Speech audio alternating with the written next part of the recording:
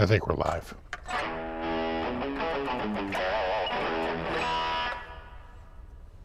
Hold on, I gotta close the ad telling me to run an ad.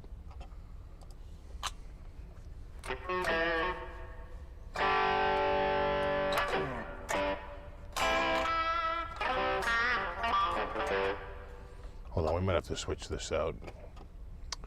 This is the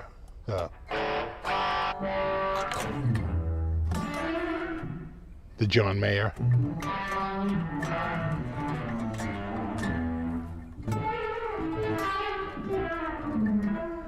But it's a little.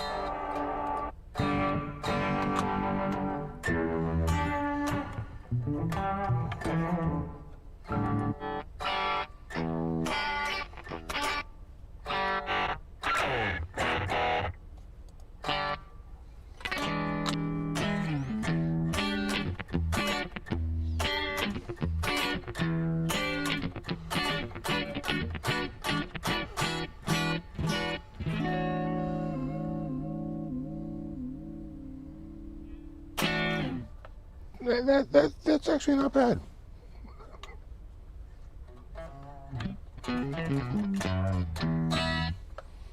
I could go back to the other one was trying to be like where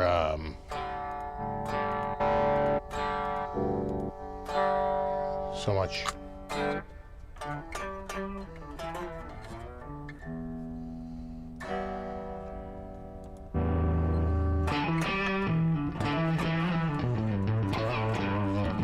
That's actually not bad, huh?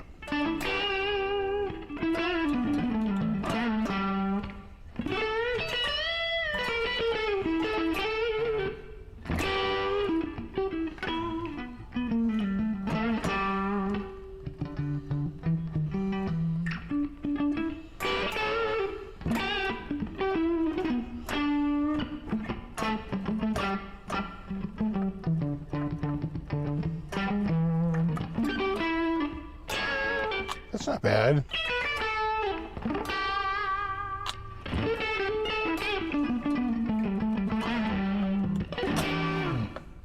Kind of a crunchy tone. It's a little crunchy. What is it called? Chasing the Sun.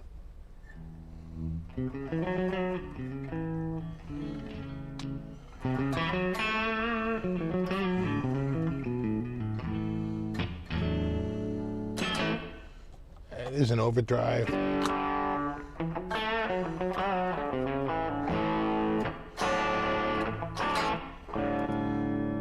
And a heavier, more like a TS9.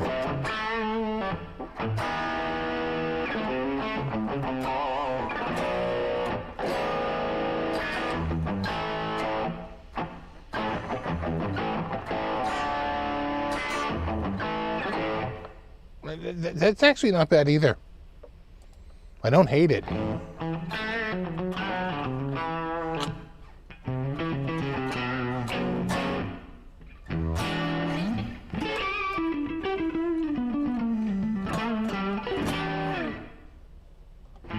Is the output too low? No, it's showing on my meter's pretty good.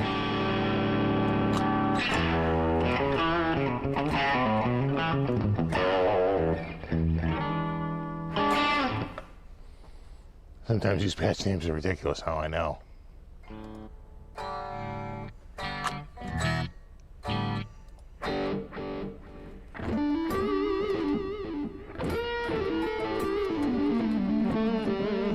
Again, this is the John Mayer.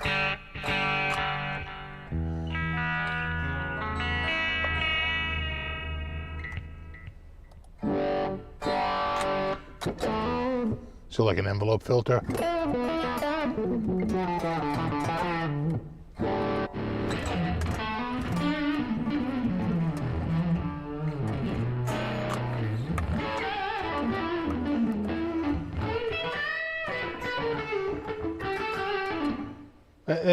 I mean, it's not terrible.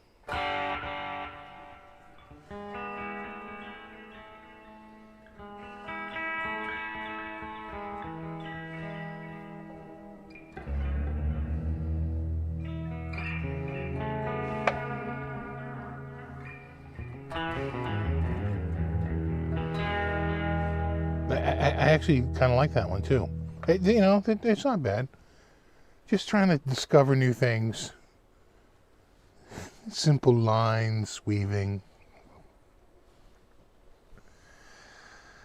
Yeah, you're hearing. You guys aren't hearing it, and maybe you're not hearing the stereo.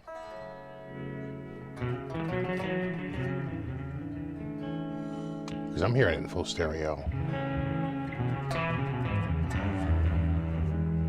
And it sounds good. You know what? I can switch the. Where is it? Is that moving on you?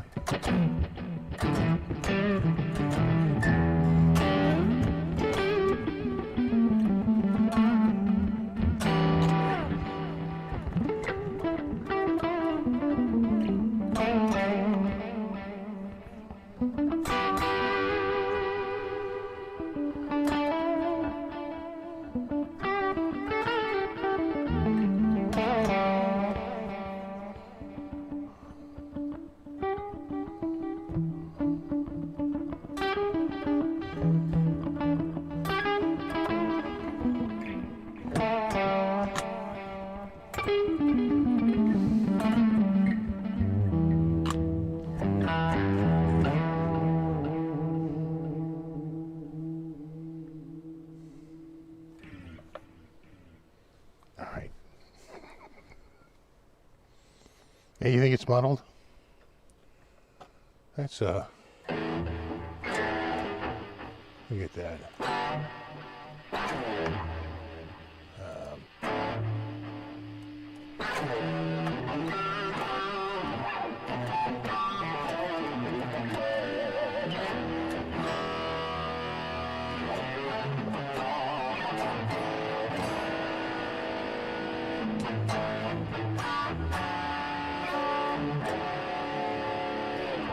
Again, I don't think that's that bad.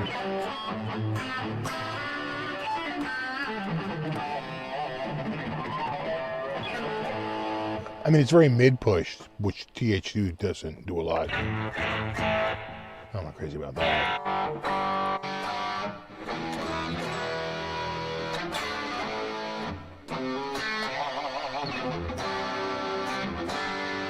I'm all slightly out of tune. Hold on, let me just check my tuna Mabuna here.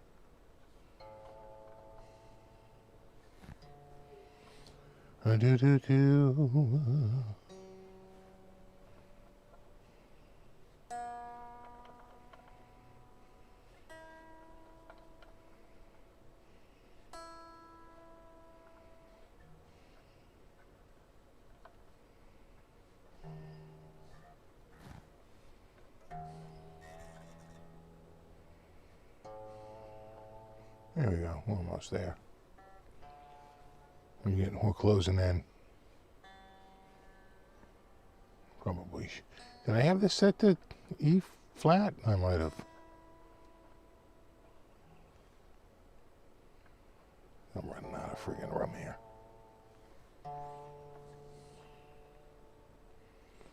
You can only tune it up so friggin' much on the fine tuners. Oh man, we are running out.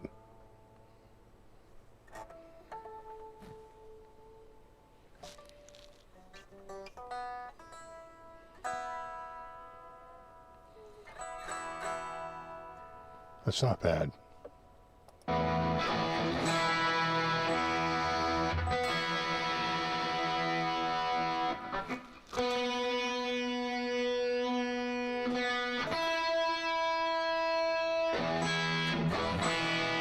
Yeah, that's not bad.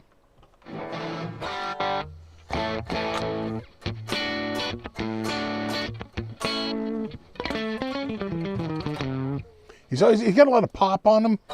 You know what I'm saying? He's got like this poppy.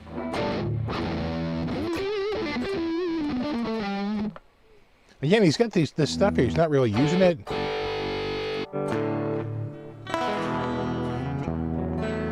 That sounds out.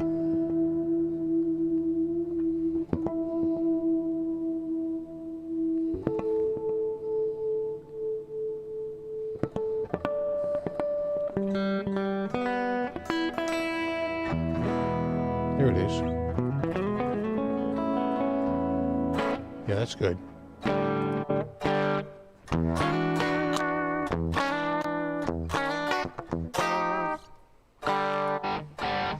You gotta remember, a lot of these, a lot of them are,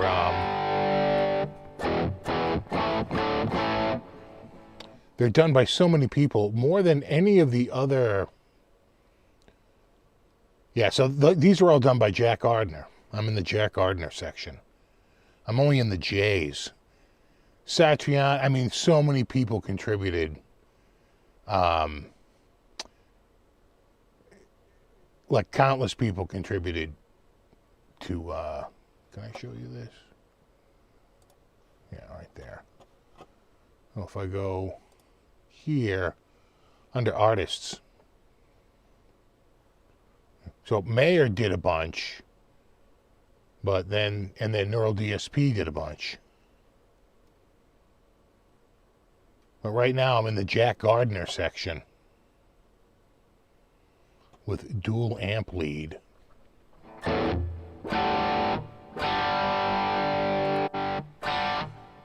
Dual amp lead too.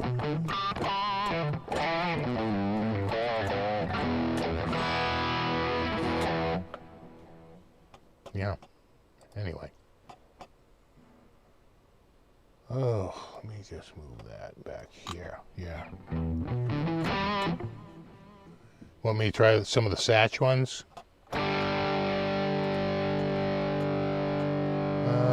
Artists. Joe Satriani.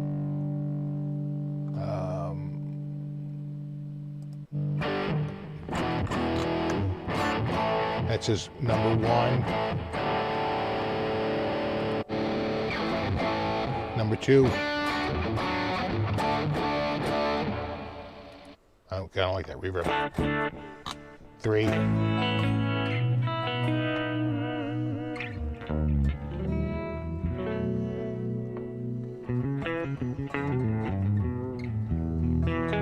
He's using that gravity.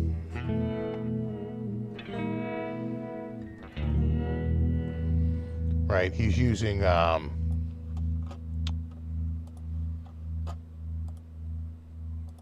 this thing, gravity tank.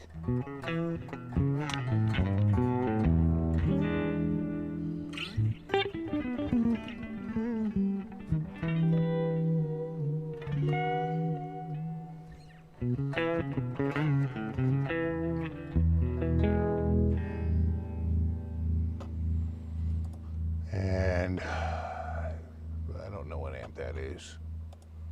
The cab. The post EQ and the effects. And what's his pre-effects on this? Nothing. That's all off.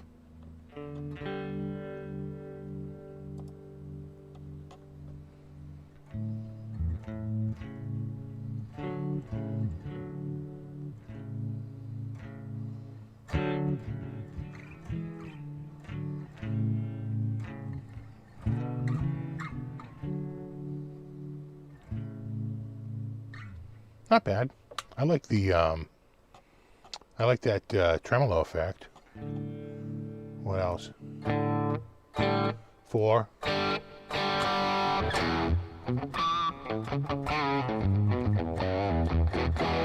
5. And then it's someone new.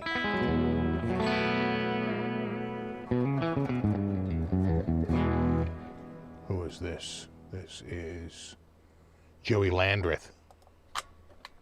You can almost tell.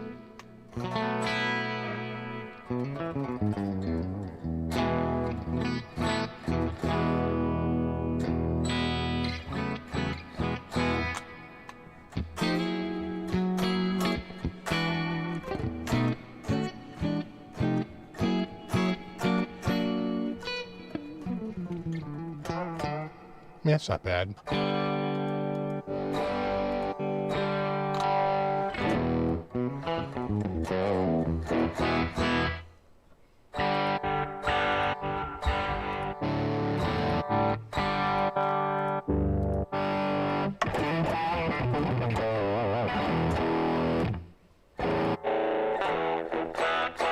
not crazy about the lo-fi.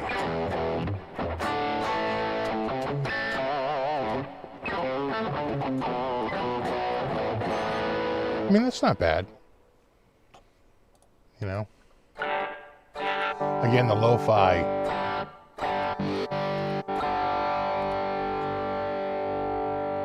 Who's got, you watch.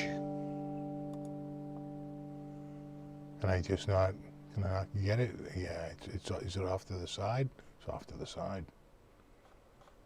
Can I move it over?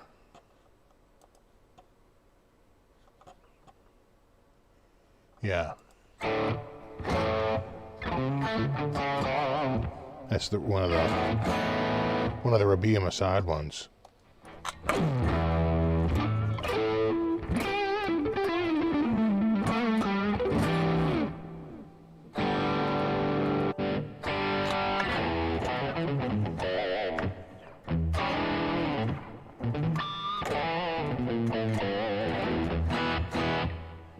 I just feel like you could use almost like a little more gain. All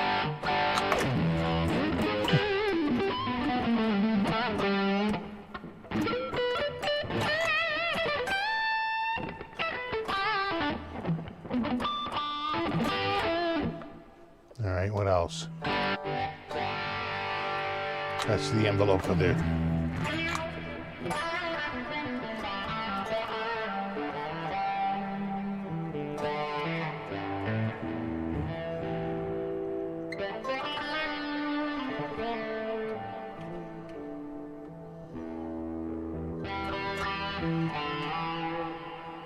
That's not bad. I could live with it.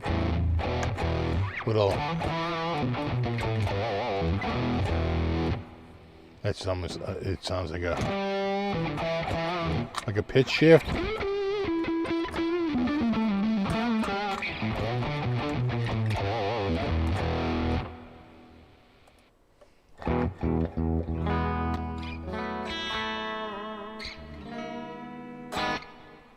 Not bad.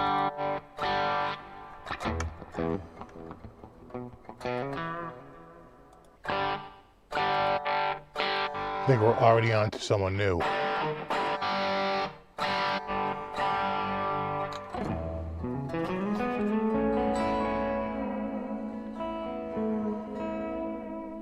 Yeah, not bad. Anyway, at some point we have to start the show.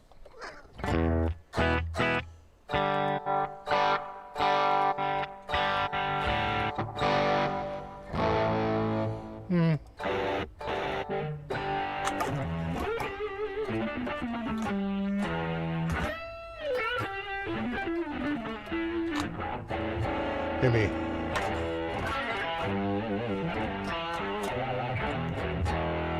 It's a little muddy. Like that.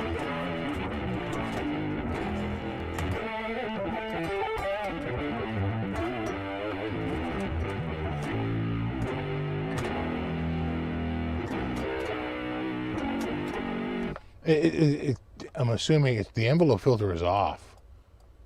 So I don't know where they're getting the. Is there a? It's not in the tank. That's off. It's got to be back here. It's in the delay. How are they getting the? I mean, that clearly has some sort of octave on it. I don't see it. Where is it? Envelope filter's off. I don't know. Oh, transpose. See that?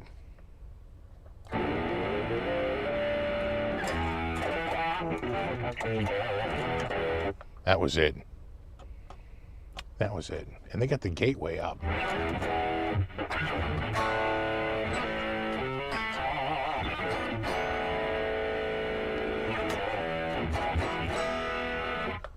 Yeah, better. Not so choppy. You know, tomahawk it choppy.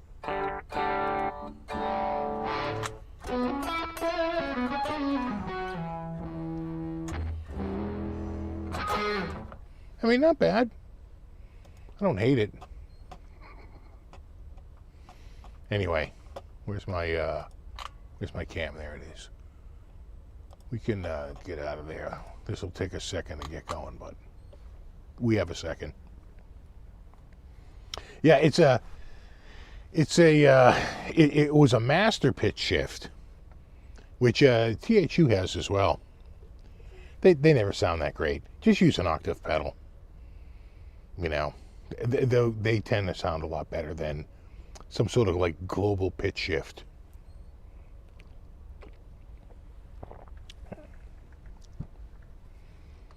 This will take a while for THU to pop up, though, especially when you come out of an old app. It's almost like waiting for the prior app to close out. Takes a little bit. I'll know when it happens. It'll light up. What's up? How was your week? How was your New Year's? It's been a little cold here. In fact, it's not me. It was a really cold December. I'm glad to have my heat freaking back again. In fact, I had a picture. Can I find that pic real quick here? Okay. That's not my normal tone either. Right here. And luckily I star them.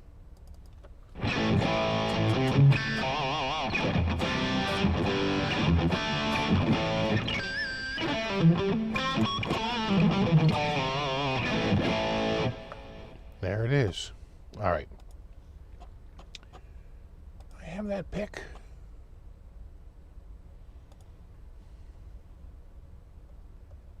Yeah.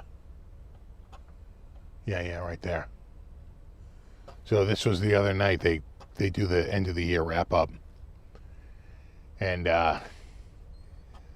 my heat broke Sunday. And it just kept getting colder as the week went on. It wasn't until Friday I got those extra heaters. To finally, I got like 3 more heaters. I think I went out Thursday and bought one. Because I was losing my friggin' mind. It was getting so cold in the house. And that's with the fireplace going. He comes Friday, and he sends me over a proposal, and I send over the agreement on Monday, and then we got to go through all of this, and he puts it in on the 16th. That Monday was freaking cold. And so that's where the furnace goes in. And then, big warm up. The minute I put that freaking furnace in, big freaking warm up for the next 1, 2, 3, 4, 5 days. Then it started to cool off again, and it's plunged. And it's cold out there now. It's been freaking cold. And where? Right there. And it's cold again now. So. But now they're saying a week from today, it's going to be like 50 and rainy.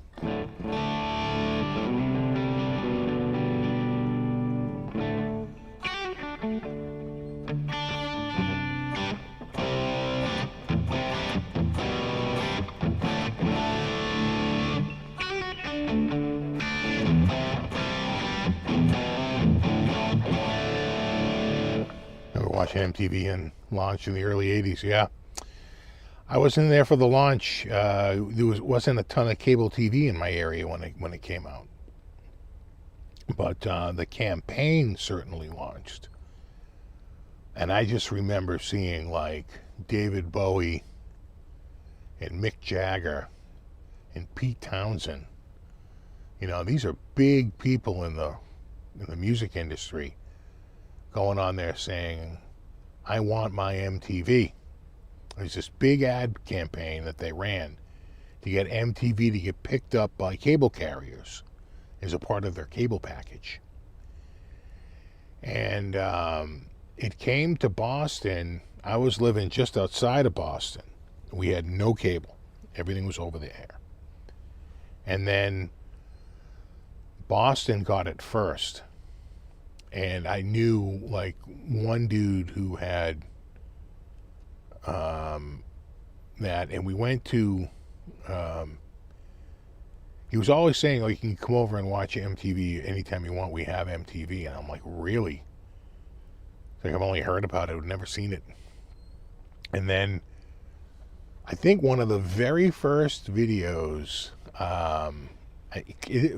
one of the first, if not the first video, one of the first videos I ever saw was the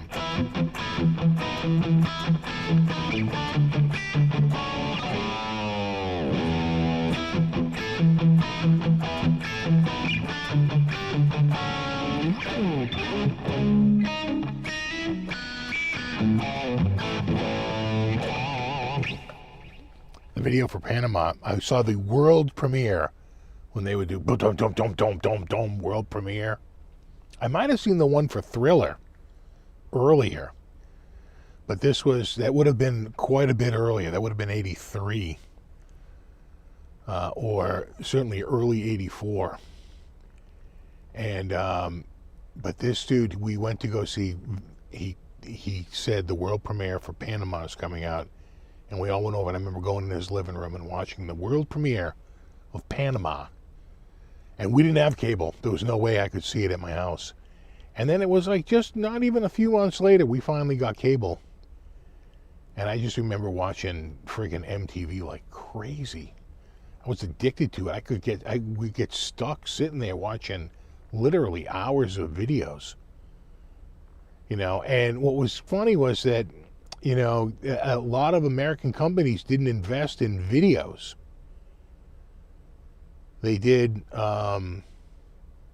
they might have done some promotional stuff, but not really. Or they wanted to get paid like more. There was like something that sort of held and felt like a lot of U.S. bands back. But the British bands had the material. And so MTV sort of made bands that, someone like Adam Ant, to a lesser extent, but Boy George. I don't know they would have been huge hits in the U.S. without the huge video push. It's just because they had videos. The guy who sings Right Round, Baby, Right Round, that was a huge single here. Again, just sort of broke through MTV. Aha's Take on Me. Again, just Duran Duran probably would have, they were big enough, right? They had a number of hits. But again, Duran Duran is another one of those bands that I just feel like really busted through. One of the few American bands to really take advantage of it was, of course, Michael Jackson. And then the Cars. The Cars really went all in on the friggin' videos, with special effects and all kinds of stuff. They had very, very 80s friggin' videos, for a song like You Might Think. Friggin' just groundbreaking at the time, of course. That's probably what, 85, 84, 85? Yeah, Dead or Alive comes later. That's 87. I'm talking like there's up to Live Aid and prior to Live Aid. I remember watching Live Aid on MTV. Yeah, Flock of Seagulls again. U2 again, another band that it felt like the British management and the British labels were a little bit smarter about just having video content at the ready. Whereas the American bands were a little slow to kind of catch on to that. It was low budget for MTV because the content was all provided. They weren't really making any content themselves. They set up, right, it was pretty much like a radio station. You don't make any of the content. You just have somebody there to introduce the content and be a sort of a familiar face. And they came up with VJs. And I remember the early ones like Nina Blackwood and, Kurt Loder and Tabitha. They come much later.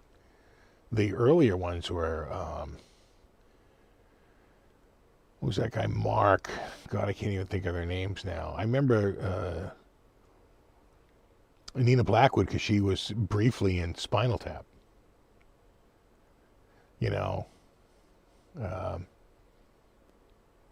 Yeah, Dead or Alive, that band. Yeah, that was really kind of one dude. It felt like Madonna absolutely tapped in to MTV without a doubt.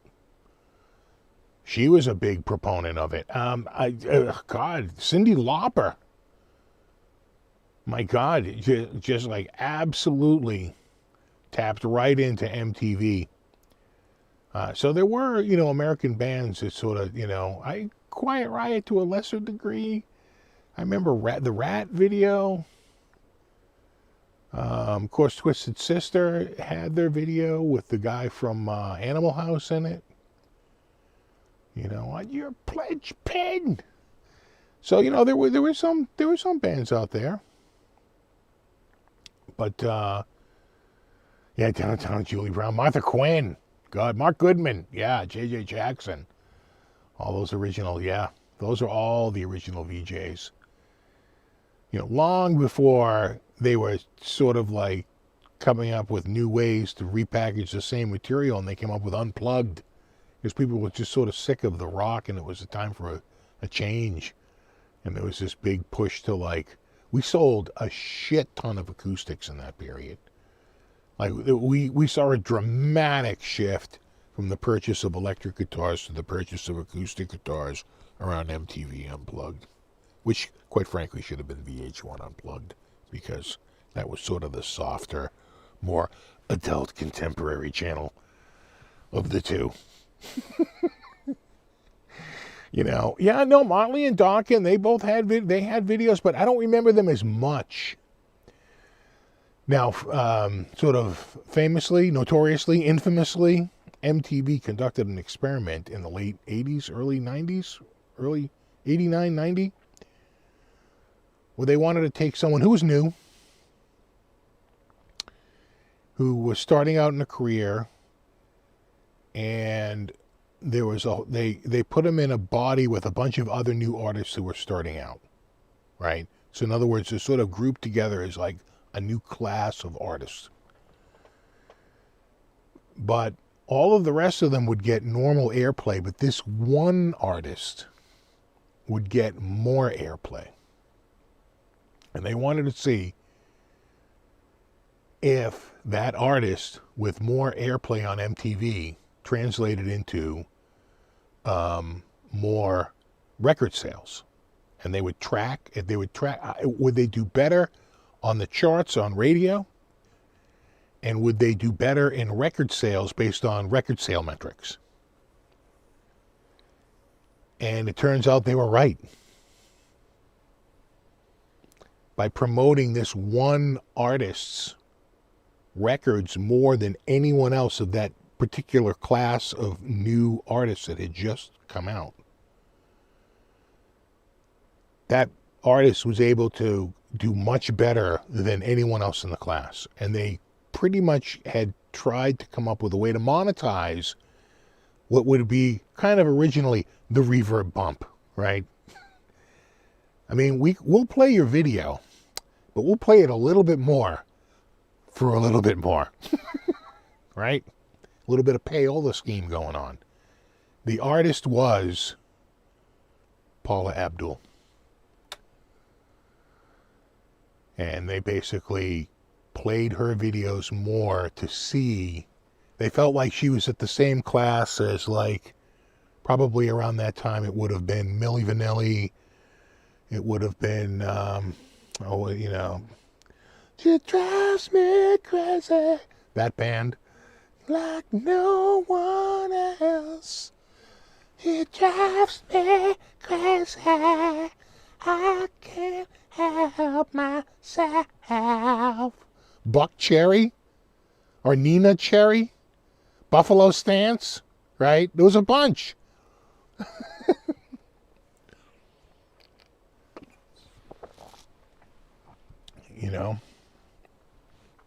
Yeah, Fine Young Cannibals. That was sort of all in that class. Pop. Right? But her stuff, they pumped a little bit more. Sipping beer through straws.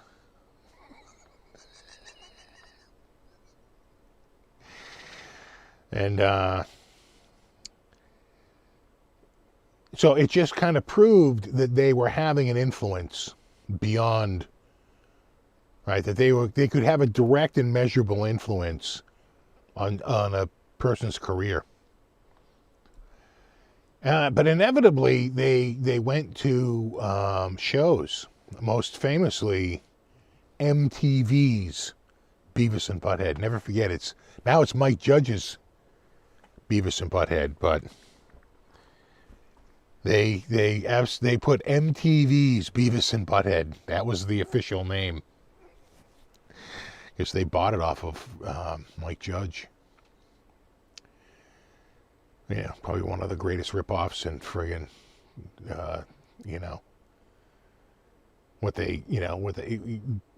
he was pretty much desperate, and they knew it, and they took advantage of him. And but you ask Winger, they refused to allow their videos to be used on the show, and they had the uncool kid wear the Winger shirt, and Beavis and Butthead wore like AC/DC and Metallica shirts, and like Ozzy. And they had, I forget the kids, was it Skip or some shit? Right? But Beavis and Butthead, I will say this, they've come back. It's Mike Judge's Beavis and Butthead. It's like it used to be. It's really good. It's really good. And someone was saying, is there such a modern version of the Stooges? And I'd say there is, but it's a cartoon. The modern version of the Three Stooges is Beavis and Butthead. Right? Two dummies that are so dumb they don't even realize the situation they're in, often met with painful results. Did I have a cat? Who is it? It's Buddy. Everybody dance now, bow, bow, bow, bow, bow, bow, bow, bow, bow, bow, bow, bow, bow. Yeah, In Excess, God Needs You Tonight. That was friggin' huge. That was really good. Yeah. This song sucks.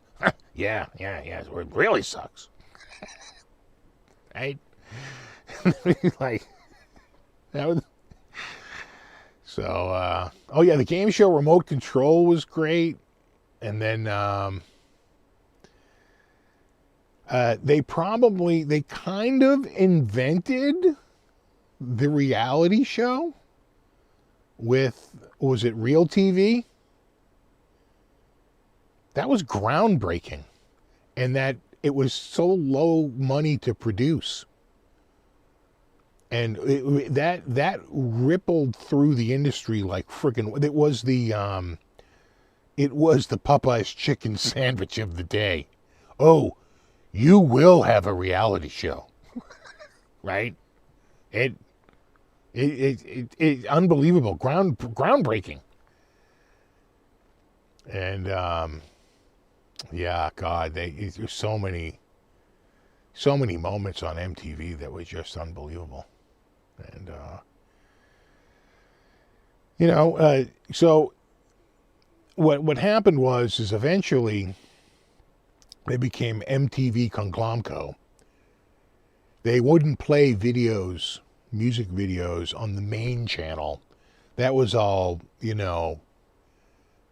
teenage pregnancy shows and like friggin', all these produced shows that they were doing. It really just morphed into what's kind of a lifestyle channel. And they had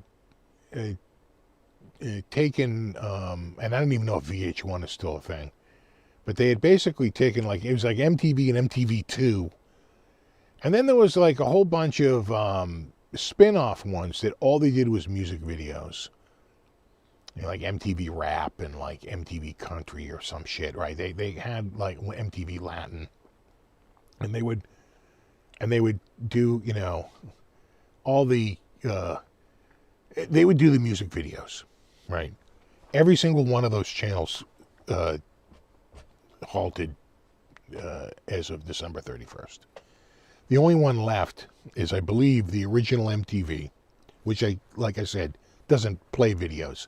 Though it was noted that they have added a 1 hour a week show, 1 hour a week, dedicated to playing music videos. But I think VH1 might be toast too. I don't know. I haven't checked that lineup in like freaking forever. And you know, it was inevitable. I'm sure the ratings were down and they couldn't get carriers to pay for it. And it was just, it was, you know, they just got bought by, what was it, ByteDance or Skydance or Skybite or some shit. And they just got bought by somebody, and they're pretty much cutting expenses, and they saw that as an expense. So they're going to keep MTV going. You're still going to get your teenage pregnancy shows. But, yeah, the Osbournes and MTV Unplugged, both both freaking fantastic. In fact, I will say one of the most surprising nights for me was watching Kiss Unplugged. And it was probably just because I had such low expectations. And I said, oh, this is going to be a shit show. And they sounded rehearsed. And I know it's been heavily edited because Gene kept fucking up the lyrics. There's a lot of footage out there of him, like, losing his train of thought. But for the most part, the final one that they put out was tight. And then, of course, with Paul and Peter and Ace coming out, and you could smell the reunion. My God, that. I just remember going, oh my God, just like watching that, like losing my friggin' mind. Like going, I can't believe how much. Number one, how much I'm enjoying this. Number two, just how good they sound. And number three, just how nostalgic I'm getting now that these other guys are coming out. I just that of all the MTVs, that particular one just sort of really hit with me. You know, of the Unplugged shows. I saw the Nirvana one. I think I saw the Neil Young one. There was a few that were. But the Kiss one I thought was just like, holy shit, they sound freaking tight. You know? Yeah, Headbangers Ball. The problem with Headbangers Ball was I was never around when it was on. It was on at a time I was just never home.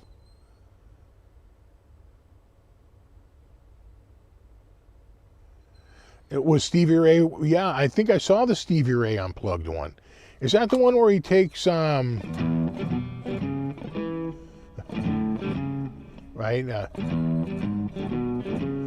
He's got the 12 string.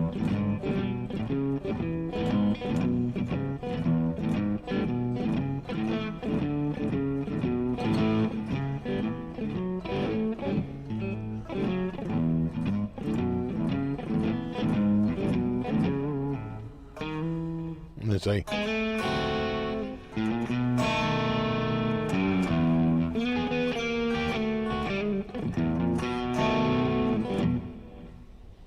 Yeah, he does Pride and Joy on a 12 string, and he sounds friggin' amazing. Sounded really good. You know.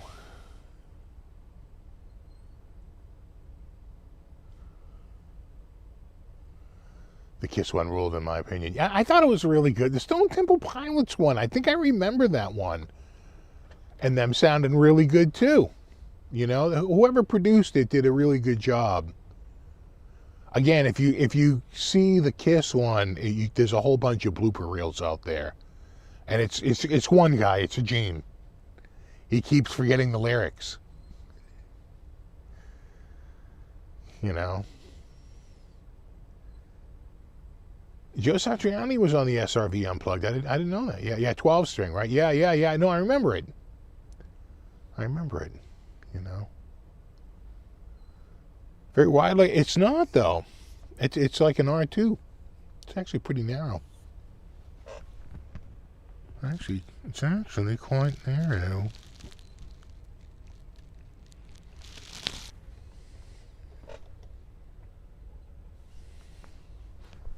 I haven't played. I'm, kind of going through the guitars I haven't played.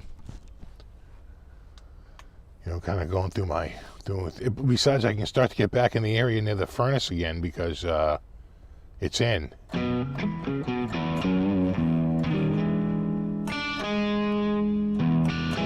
I don't remember the Alice in Chains one. Storyteller's Billy Idol. It rings a bell. It feels like I would have watched that. But Liquid Television, yeah. God, I don't remember it, but I kind of do, but I kind of don't. I feel like it's a sort of after my television watching time. Yeah, it could be the binding that's just giving you the illusion, but it's not. It's actually pretty narrow. It's like I'd say that's R2 all day. There's no way that's R3. It's one of the reasons why I like this neck, because it's not a big wide neck. Plus it's got this killer. Let's go to open pore cam. Let's get the open pore top. That's pretty nice. A little bit. No, a little bit.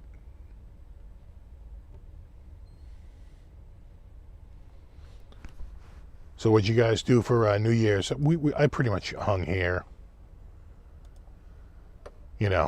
and watched, switching back and forth between a couple of events. The Nashville one seemed to go dark for a little bit. They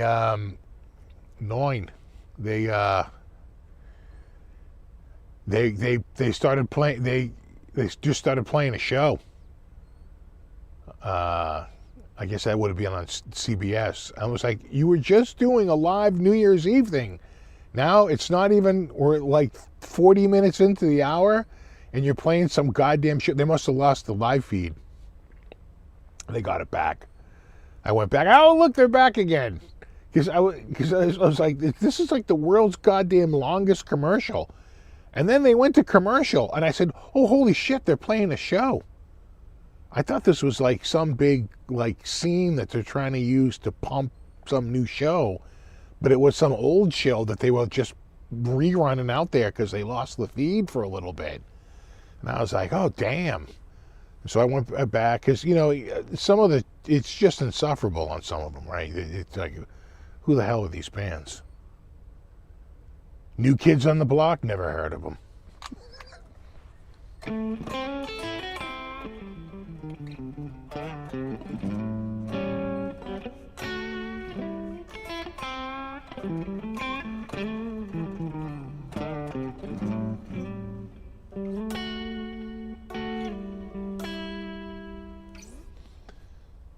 Oh yeah, Celebrity Deathmatch. Yeah, geez, I forget that.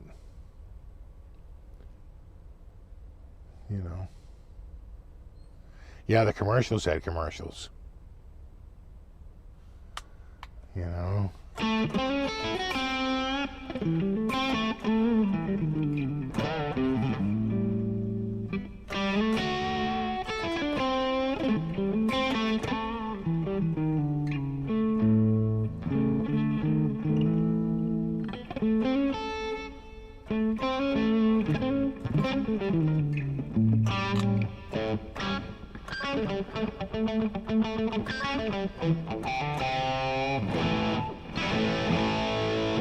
All right.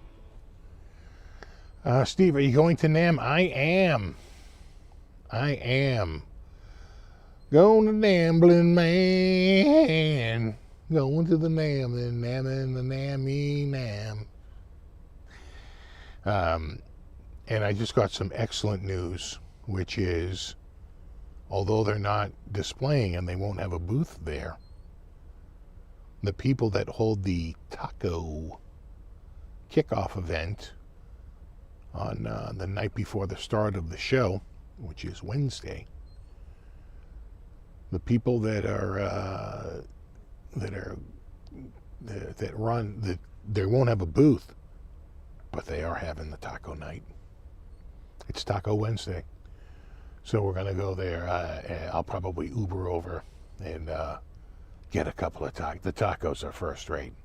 They're, when you're in California, you can get some pretty damn good tacos, and they set it all up, and they got the grill going, and they're pretty fresh. They're pretty awesome, and you can get all kinds of different ways.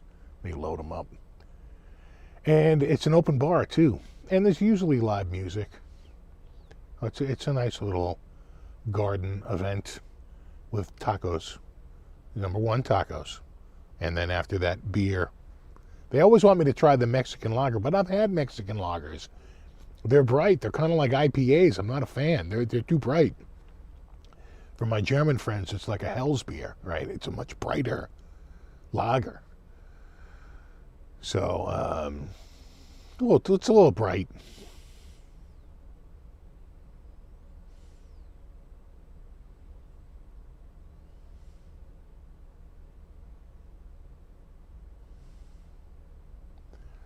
Yeah, Neil Giraldo. I mean, well, Pat Benatar had a pretty good MTV career, without a doubt. And of course, Jefferson's Starship. Who doesn't love tacos? Exactly.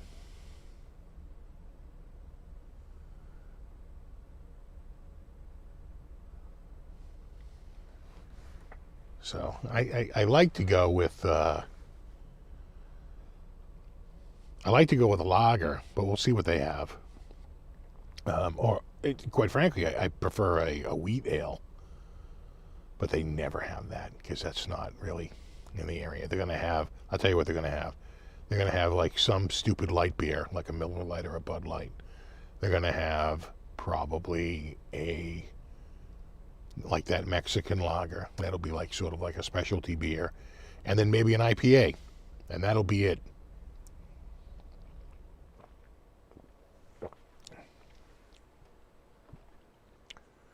That's all right. In fact, this year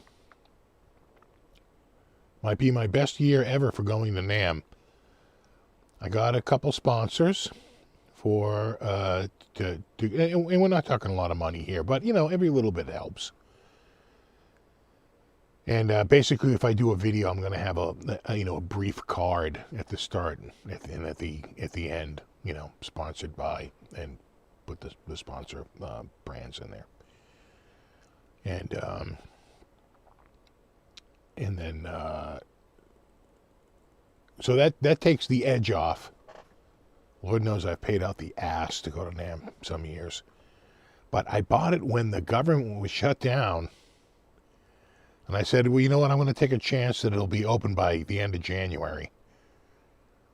So at the time, the flight was actually pretty cheap.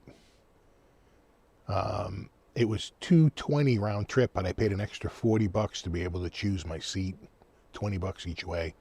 So it was $260 was my final cost.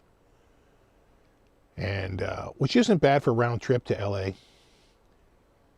It's even cheaper than going to Dallas because I've been pricing out flights to go to the Dallas International Guitar Festival. I kind of miss it. I want to go this year.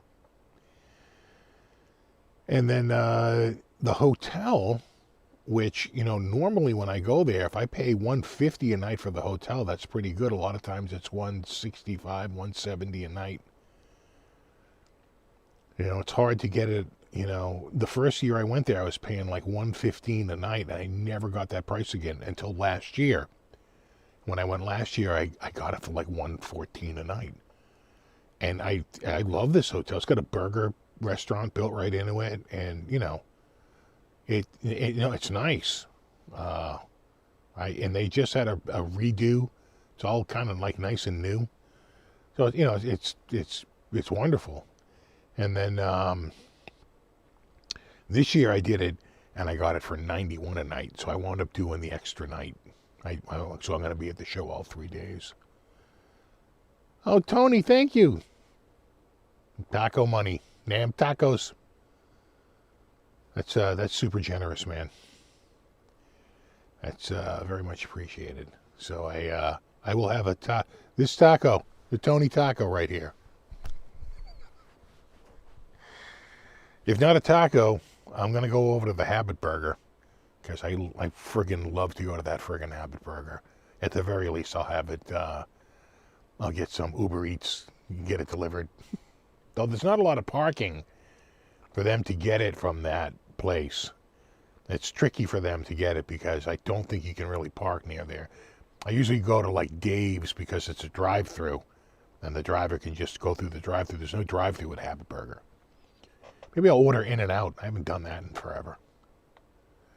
NAMM is as exhausting as it sounds. I normally do, on an average day, I'd say like between 16,000 and 18,000 steps. A heavy day would be like 21, 22,000 steps. A lot of steps. I remember I did it one year, and it told me how much I had walked in miles. And the people from the Vola booth, they're from Korea, so they don't really get miles. And I converted, I go, I walked 18 kilometers. And they were like, what? It's like, yeah, 18 kilometers. And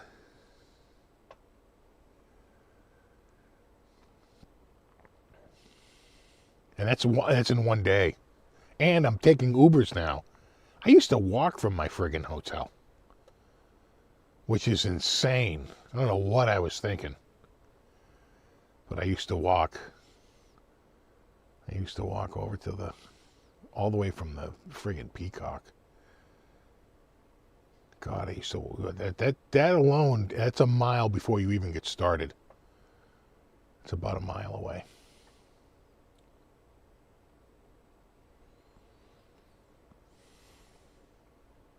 You and other YouTube guitar channels get together for a video or live stream. We never do, it seems. Very little. We mostly take stills, and people are going around trying to shoot content. I mean, I haven't, in the years I've gone. Do you have a lesson prepared for the guys at the THU booth again? I am going to visit them again. In fact, I was just emailing with them. I am going to stop by. I'm waiting to hear from somebody to see if I can get an exhibitor badge. And they said if you don't get it, reach out to us. We might be able to get you one because, like you, we would prefer to do it before doors open. I said, yeah, I would much prefer that. So, I can talk to my team. We might be able to get you an exhibitor badge. And I said, yeah, I mean, if you have a big enough booth, they'll probably give you a shit ton of badges. They probably have 30 badges for 8 people. So I'm like, absolutely. So I might have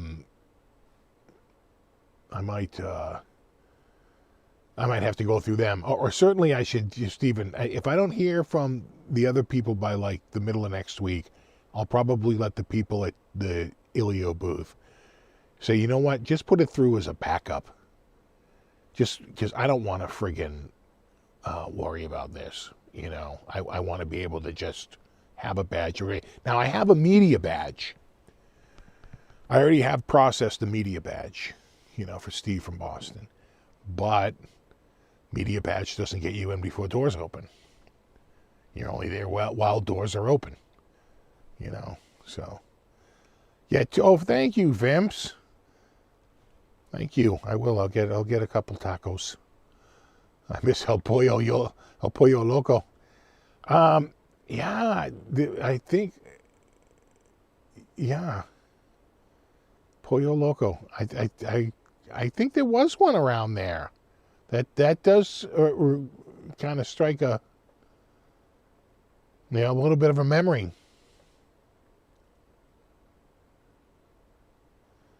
Steve, what do you think of Urt? I think they're one of the best at their price point. They're really, really good. Fretwork is always really good. When we were going through last week, we went through the slideshow. I remember that Urt. It looks pretty, kind of precision.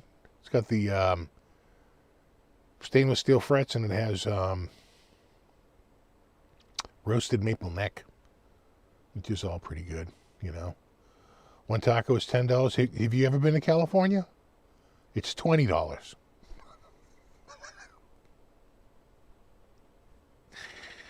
El pollo loco. I closed around here years ago. You know, we have. You like Fat Burger? People had us try Whataburger, but they were what a disappointment. They weren't that great. Habit Burger is usually really good, but the one here in Massachusetts, the last time I went, was goddamn awful. I saw he had already done a bunch of burgers, and they were sitting up on a pile of onions. So it wasn't a freshly made burger, unlike when I get it in California. I mean, that guy can be standing around. He throws one on fresh and cooks it right there. And then the bun was freaking black. Like they left it on the griddle way too long and totally burned it. So the underside was completely black. I'm like, dudes, what? I should have returned it. It's like, what the fuck is this? Come on. You know? It was bad. Really bad. So the one I go to in California is always amazing. Like one of the best, nice grilled burger. Get the double. Get the onion rings. Nice icy cold Coke. Oh my God. What a freaking dinner. But, yeah, the one here in Massachusetts. I went there over the summer with my father-in-law. He had an eye appointment. We went to the eye appointment. I said, hey, listen, we're close enough. Let's run over to Habit Burger. We went over to Habit Burger, and it was fine. They were very busy. We had a hard time finding a parking spot, and it was just fresh. It was busy, and it was fresh. It was delicious. It was fine. It was like the one I got in California. But I went with my wife, and the place was empty. And, man, it suffered. God damn, that wasn't a friggin' laughable friggin', just awful. You know, so never went back. I should have taken some photos of it and done a little Google photo shaming on that one. And, you know, show the inside of that bun going, you had one job, bro. The hell is this? It's freaking completely burnt.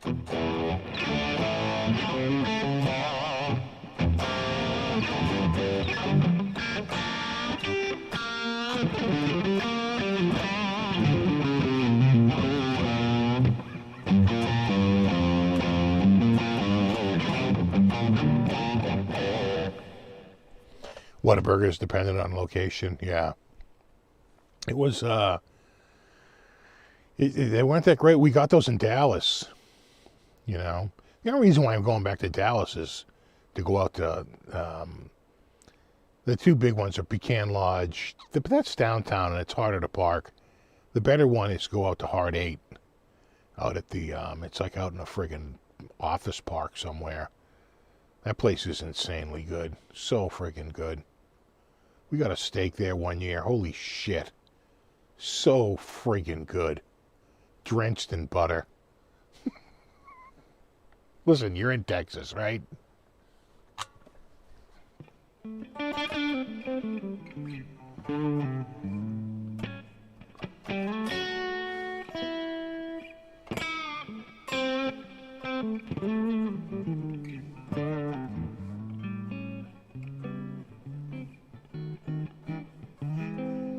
Yeah, Pecan Lodge. Pecan Lodge is amazing too. It's really good. But Pecan Lodge, you know, it's downtown. It's much tougher to park. The line, you know, the line at Hard 8 can be really long, but it depends. Sometimes you can go to Hard 8 and it's pretty quiet. You go to Pecan Lodge, it's always like a friggin', you got 50, 60 people ahead of you in line. It's crazy.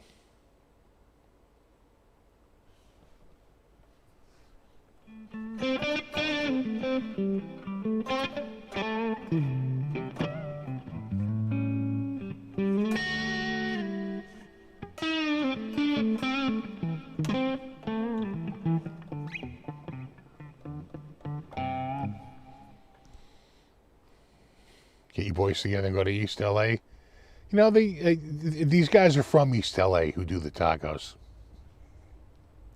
No, they're pretty damn good. I tell you, we got tacos down in Coronado by this like street vendor guy, and he had the grill right there. He grilled that, pulled the chicken out, grilled it up, chopped it up, made those tacos. Holy shit, were those good! So fresh. Everything was, you know, the crispy stuff was crispy. And he made I guess it was like sort of Baja style or whatever, but it was so friggin' good. I said, I can't believe how good these goddamn tacos are. They're just so fresh, right? Just literally makes them and hands them to you. You know, you're getting them, you know, seconds after, you know, being prepared. And, man, so good.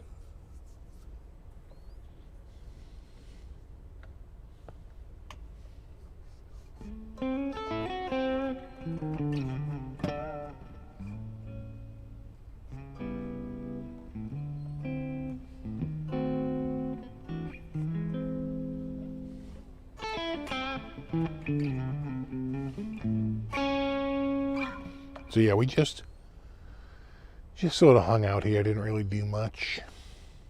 Yeah, I tell you, one thing I did was, and I can recommend you do this too, because I think it's going to. I mean, we don't know. We can't predict the future, but I think it's going to change for the worse. Video card prices kind of fell on the one that was kind of a tricky sell. Now, I don't do a lot of gaming. So I wanted to get one of the latest NVIDIAs just to have a more modern card. You know, I'm working off of 1050s and like 960s, right? We're talking pretty old cards. I don't really have. And then a lot of integrated graphics, like Intel graphics that are integrated, because I'm just doing, you know, not really doing any. From my video editing machine, I have a 3080. But even that's kind of getting a little old now. It's a couple of gens old. And so I wanted to get like a 5060, but I didn't need the 16 gig. I didn't need, because they're like, you know, for gaming, you got to get the 16 gig. I said, well, what if I'm not gaming? Because I'm not.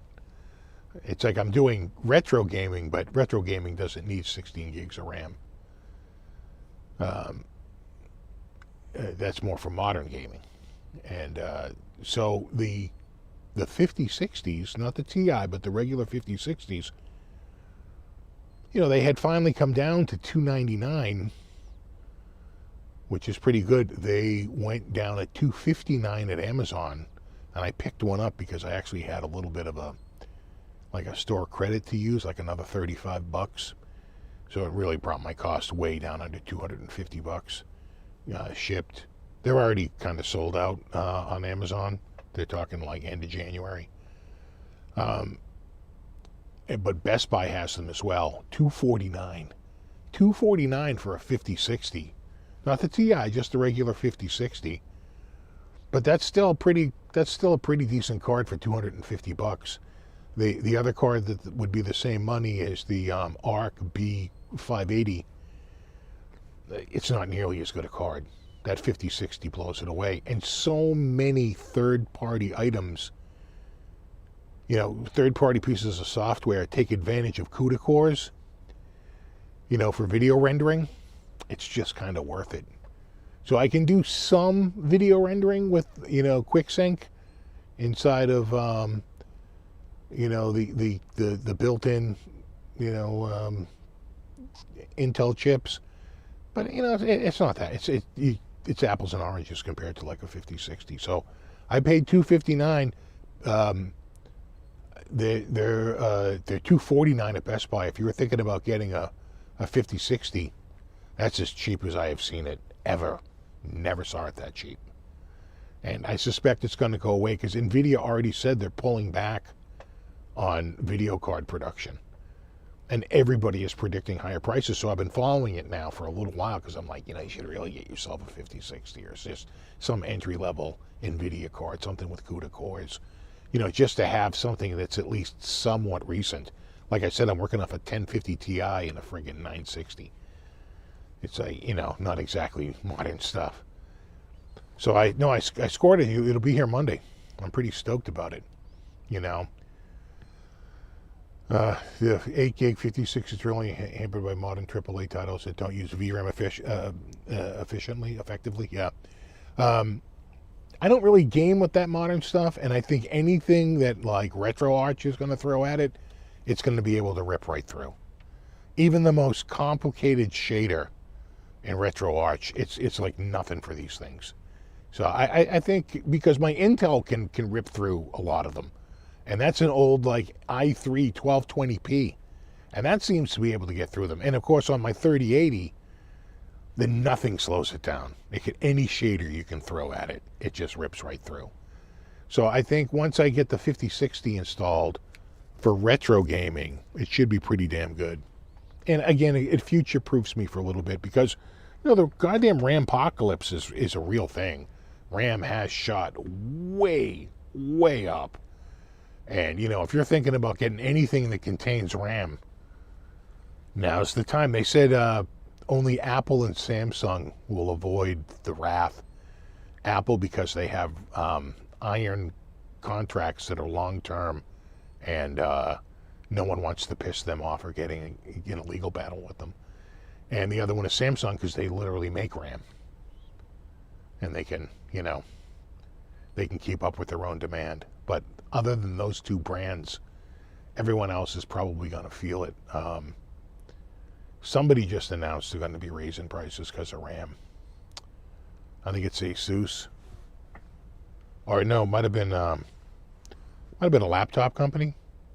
Maybe it was ASUS. ASUS. And it's delicious.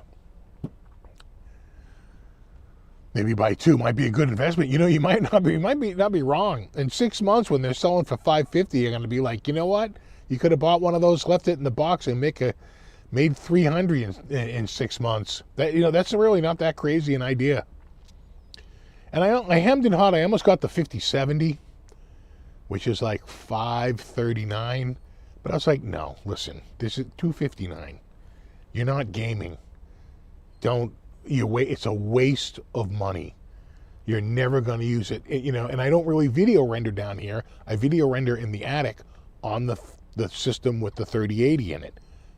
I have a whole friggin', processes for taking the cards out, sending it up to a drive up there, a cache drive, putting it all on there, rendering it all up there. I have multiple 4K screens. It's sort of a system. So I can't drop $1,000 on a 5080. So yeah, BOGO is the way to go. What if Apple just start making RAM? I don't know. Who was it? Micron with their Crucial lineup. They just announced they're exiting the consumer market. And they're going to focus on the more lucrative AI market. Thanks. It's annoying as shit. It's like, come on. Ordinary people still need RAM. Yeah, it's Micron, right? Yeah. Getting out of the RAM business, yeah. With it's Crucial, right? Is that the brand?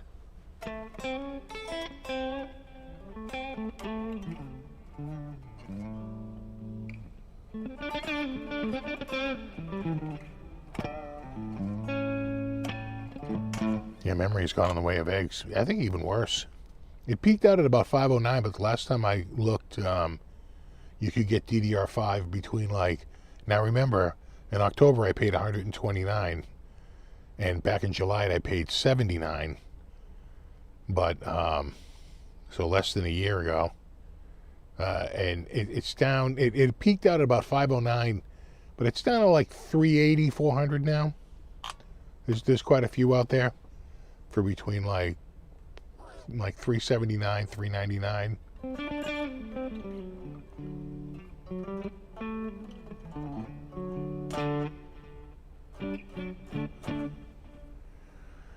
You think it could have been streaming killed the music channel? Could be. right? Video on demand,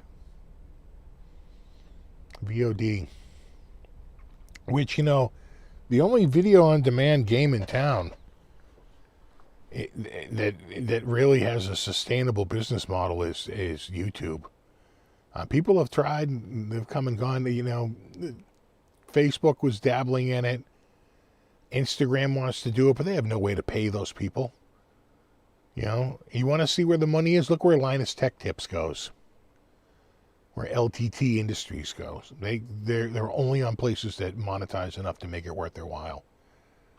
And so they're never on like Twitch. They're not on Instagram. They're not on Facebook. They're like, no, why? Nope. They're only really on YouTube because it's the only place that really monetizes. They make their most money from sales of those friggin' screwdrivers and other merch. Selling hats and shirts. That's where most of their revenue comes from. Biggest markup.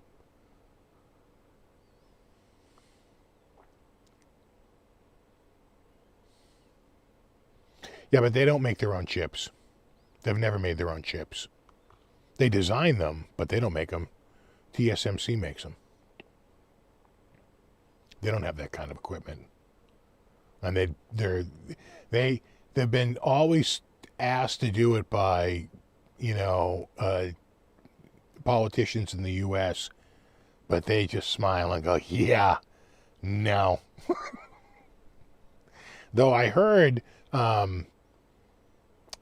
Intel signed a contract to do not their cutting edge stuff, but some of their less powerful chips might be made by Intel using their new fab plant that they're going to put online. They've been working on for a while.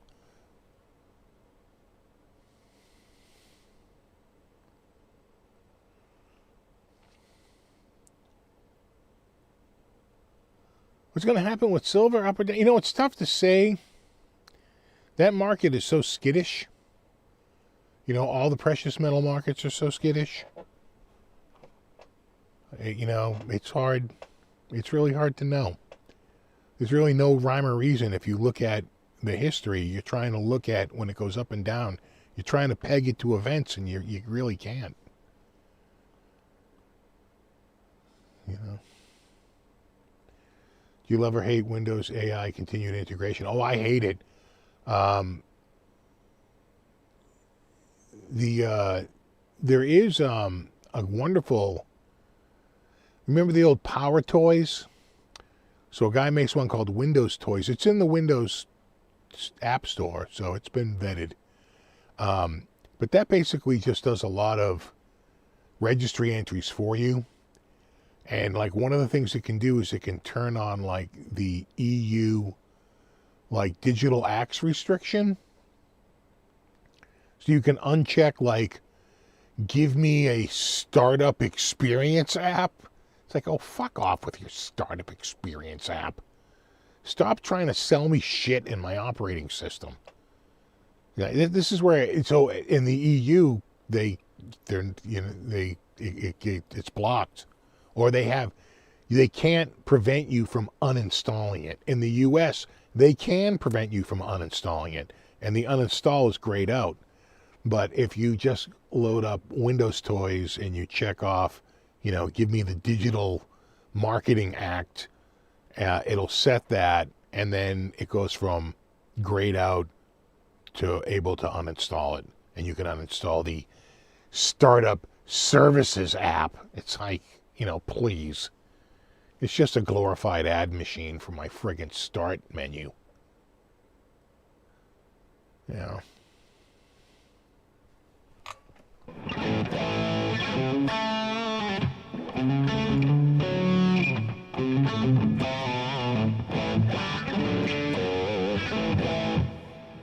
Yeah, that's right. Didn't they take money? You're right. I think you might be right on that, Terry. They took the money and run.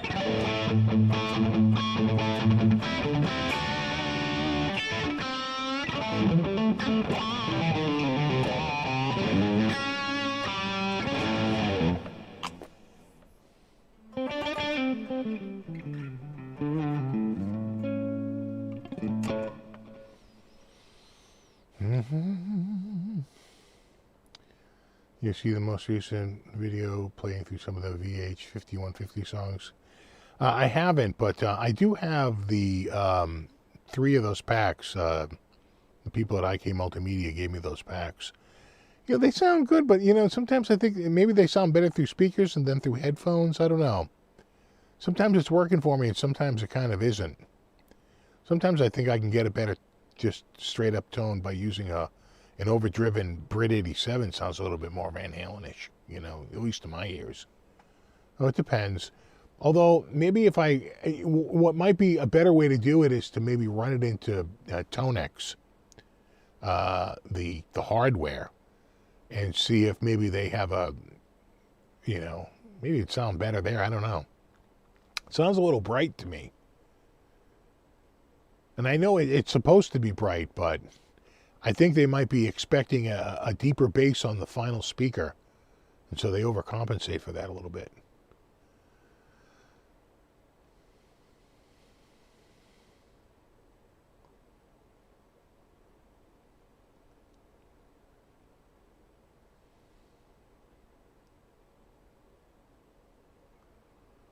What veneer? This isn't a veneer. That's a solid piece of poplar. What they used to do is they used to fill the holes with a filler. You can see the side. It's quite the slab over mahogany. They used to fill the holes, but which is actually kind of expensive. And someone didn't fill the holes. And people kind of liked it. And so they said, oh, if we don't have to fill the holes, then we can skip a step. And it's, you know, we can save money that way. And it's kind of cool, but it's not sandblasted or anything.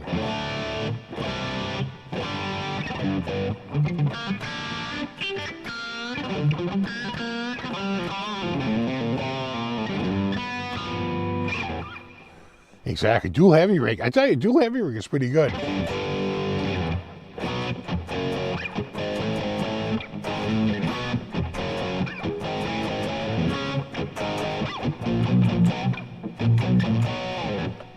Do-dee-do-dee. Exactly, they're tone holes.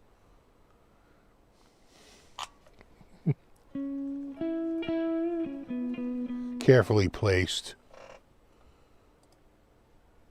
At just the perfect spot for the perfect tone every time.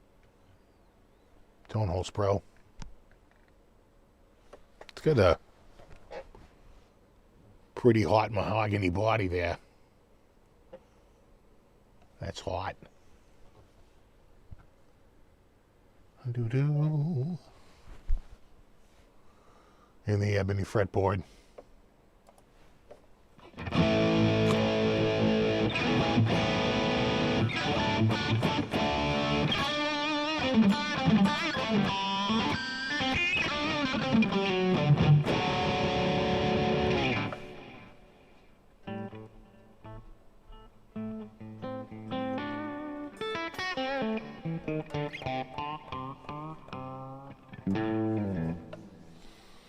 And I think they weight relieve these too, because this, you know, it's not that heavy. It's kind of light.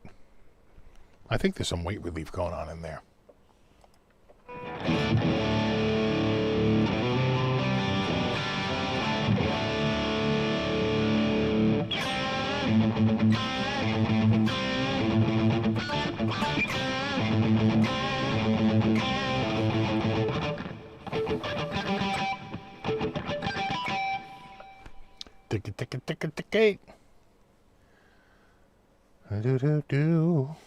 Yeah, it's open pour. Like a lot of places, you get the same wood, but they just fill it. But you know, it's a style. They make this exact same guitar, but with a gloss top, and it's flame maple or quilt maple. But they haven't had those in a while. I'm like, oh, you could always send me one of them flame ones if you want. They're like, yeah, you're good.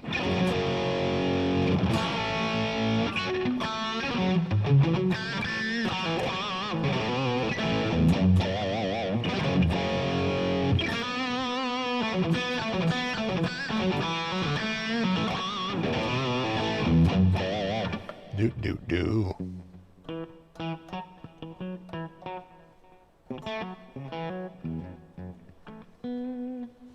I like this one, satin, right? Yeah, no, it's satin.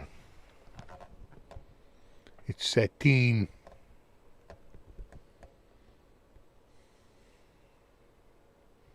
It's pretty good. Pretty good.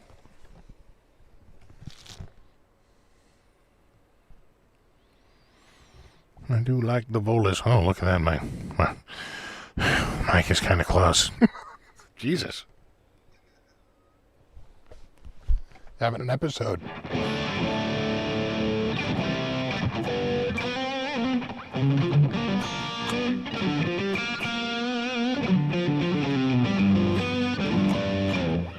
Y'all notice the BC Rich guitars have been moved from Sweetwater? No.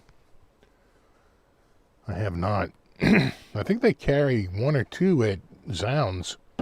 I could probably get one. You feel like BC Rich might be going under. Right? Doesn't it kind of feel it? No? That is good. That is good. Oh, thank you, James. Thank you. Thank you very much. Well, thank you very much. What's up, speaker? Oh, God, who's here? D-Mont, Rock and Rob, Yeti Monsi. We kind of never did that, did we?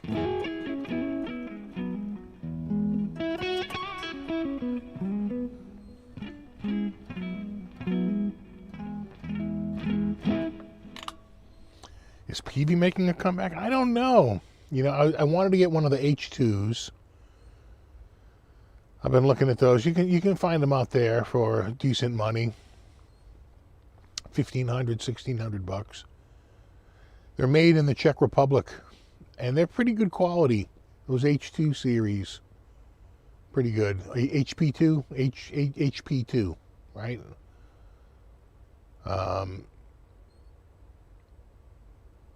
But you know, I haven't. I did see. I wonder if it's still there. It's got some damage, so I don't think I'd get it. But I'm just curious to see if it's there. I'm just gonna look it up real quick. I'm just curious now. I'm just curious if it's sold. I guess that would be. Oh, for Christ's sakes.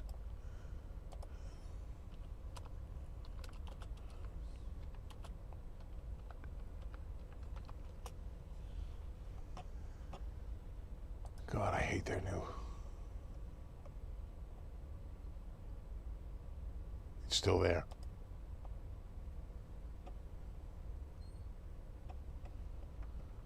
It's still there. That's it. You know, I'm just saying.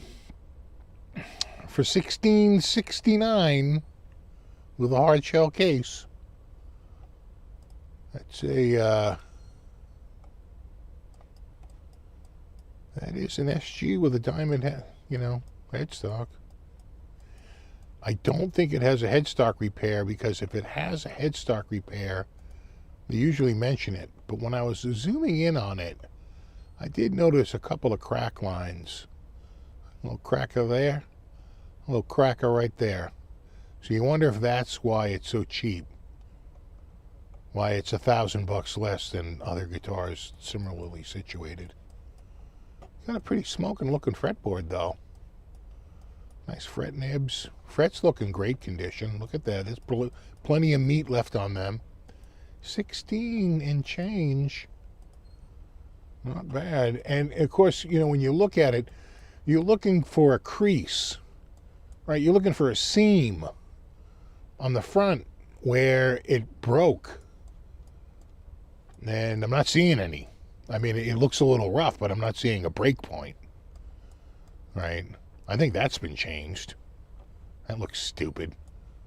But, the rest of it is pretty good, even though it is like a blue burst.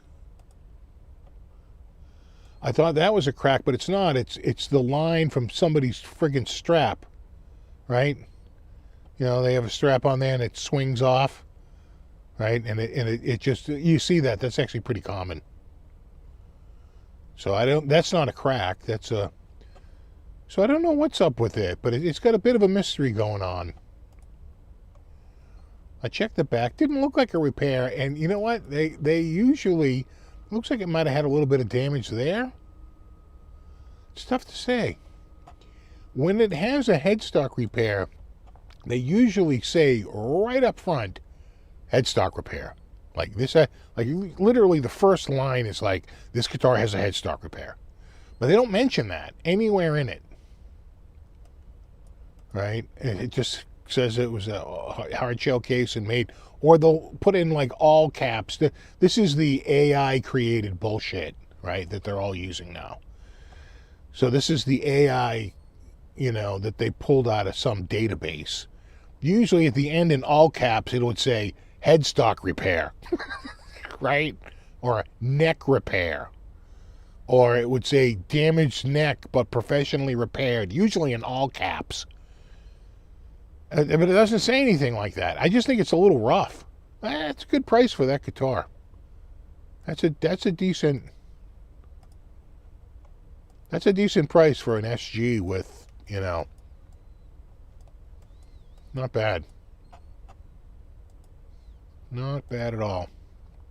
A little rough, but you know, people pay for that kind of beaten up look now.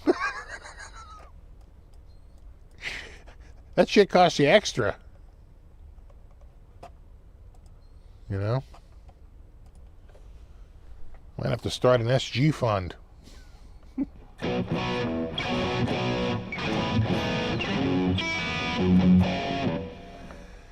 Well, it's funny you mentioned that, Tony. I did get an SG here once for short money. It was like $12.99. It was like the 61 reissue. And that goddamn guitar stunk so bad it was making me, I was dry heaving. I'm like, I can't even play this thing. This thing stinks. Like, just goddamn stank. And there was no fixing that. They had zero ability to fix it. And so I wound up returning it. I said, I can't suffer this goddamn guitar. And one other thing about that guitar, they didn't show it on in any of the photos. It had a pretty big dent on the back of the neck. You know, I don't mind a chip out of the body or even the headstock, but a chip on the back of the neck, you know, that's annoying. That's like right where you're playing, and you know, that probably pissed me off more than anything. Was it had a chip on the back of the friggin' neck that was never disclosed in any of the photos. They cleverly sort of like cut that little part out. So I brought that shit right back. Right back. No, even the ozone treatment did not work. It didn't do it. I even tried a little ozone on that. And at first I thought it worked, but I was like, oh, no. This thing almost needs to get like, what do you use, like naphtha? There's a way to sort of strip out the outer coat, like ever so slightly, right? And take the smoke out of the lacquer. I think it's naphtha. One of them ruins it, and one of them doesn't. I think it's naphtha is the safe one. You know. Yeah, it would bother me. I don't like dents on necks. Yeah, you just, it really, it was annoying. Now, I could have probably drop filled it with some crazy glue, right? I've done that on a bunch of guitars. It works. But it's like, but why? It wasn't that good a deal. You know, if it was like $7.99, I probably would have dealt with it. But it was $12.99. I was like, meh, yeah. Meh. Acetone, yeah. There's something. One of them works and one of them ruins the finish. So you got to be careful.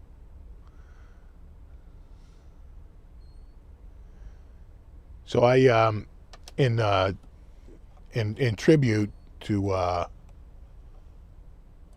me see if I can go here. Can I do this?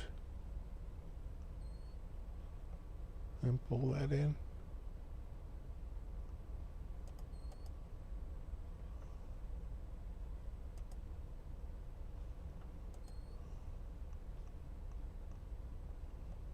Huh. That is weird. Let me...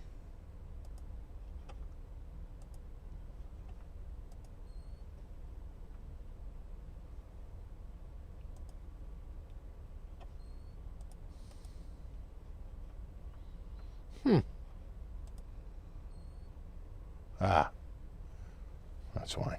It was in the wrong area. So before I came on here, I decided, you know, we need a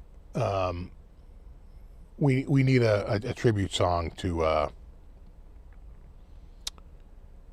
MTV. Now, I had it whip up about 2, 4, 6, 8, 10. I had to whip up 10 tunes. Most of them were pretty lame, but some of them were pretty decent. Now, I haven't listened to the whole thing through, but you can kind of get a feel for them. This was the first one. This is in a slow blues format. I'm just warning you right now, it's slow blues. I did a slow blues. I did a little bit more like a retro soul version. And then I did an 80s sort of hard rock version. So this was the first one that I thought was pretty decent. This is called Last Channel Flipped Away. You know what, can I go to the... Yeah, I can go right here. Can I close this? There we go. I guess you can't close it. You sons of bitches. Go right there. Yeah. So you can see it.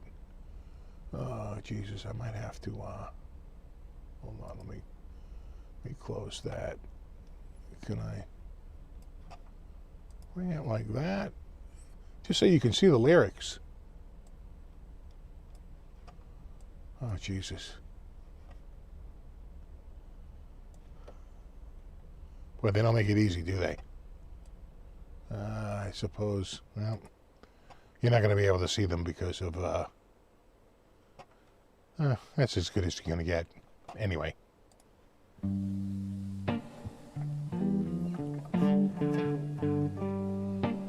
Okay, so it's in, G.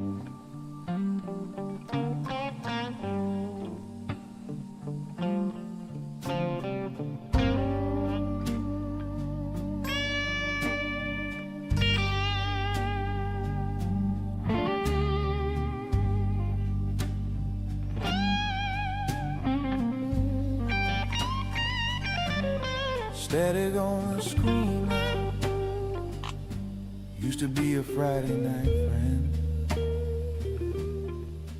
Baggy jeans, cheap pizza, we watch the world through a lens. Called in just to vote. See, I never called in to vote. That was the TRL. Now it's game shows, gray noise in a house that feels overgrown. Guess the music left the TV and it never said goodbye. They packed up all the daydreams for some colder satellite sky. I'm sitting with these reruns of a kid I used to be, playing air guitar to nothing since they pulled the plug on MTV.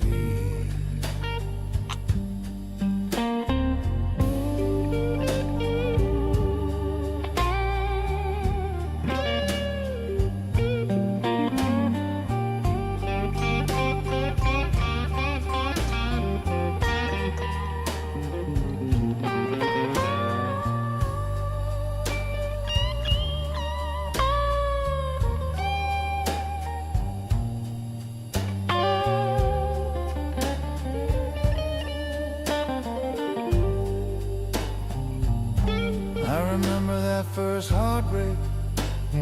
Cried to a band I just found.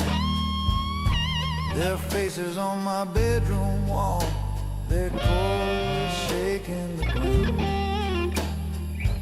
Now I scroll through endless windows, hear a hook, then let it slip. Back then we waited all evening just to catch that one guitar lick. Where do we go when the channel that raised us is gone? Who teaches the lonely their 3-chord 2-minute song? I changed through 100 numbers, but the soul ain't on the dial. Just me and a dark reflection and a blue glow fading in the tiles. Not bad.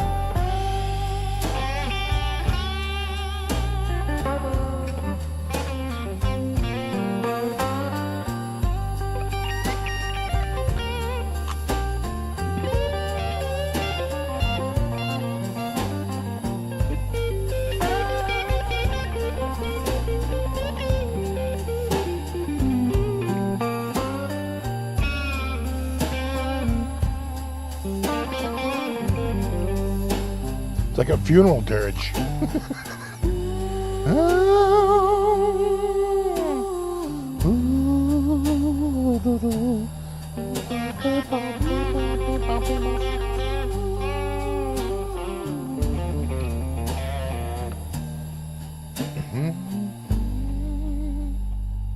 Yeah, not bad.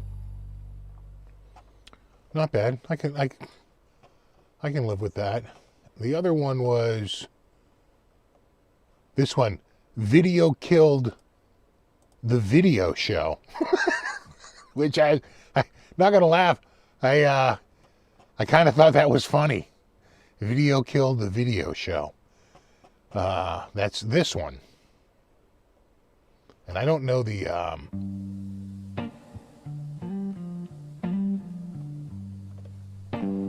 Still G. No, that's the last channel flipped away. It's not playing it. Not going to play it? That's not it. There it is. E flat. It's E flat. Sucks.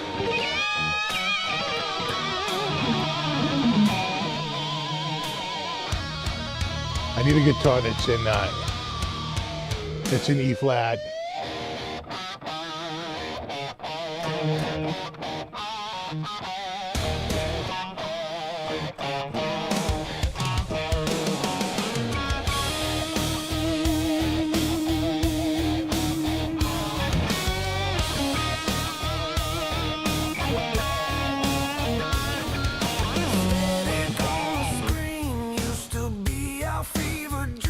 Not bad. Was this the one I liked? Smoking teenage screams, now it's all just plastic sheen.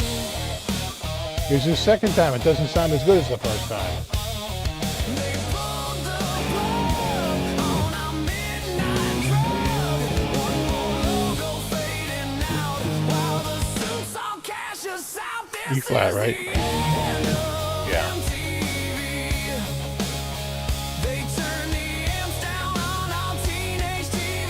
Okay, so they rhyme TV with TV. Meh. Meh.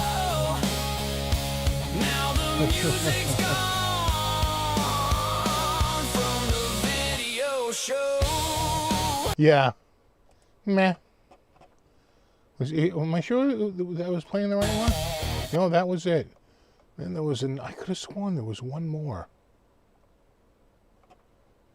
It wasn't. Was it this one? No. Kind of a metal.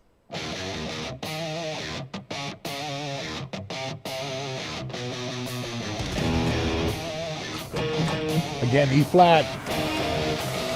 So many of them are in E flat.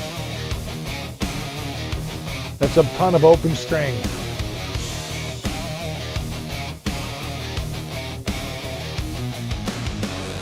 I used to race home every Friday.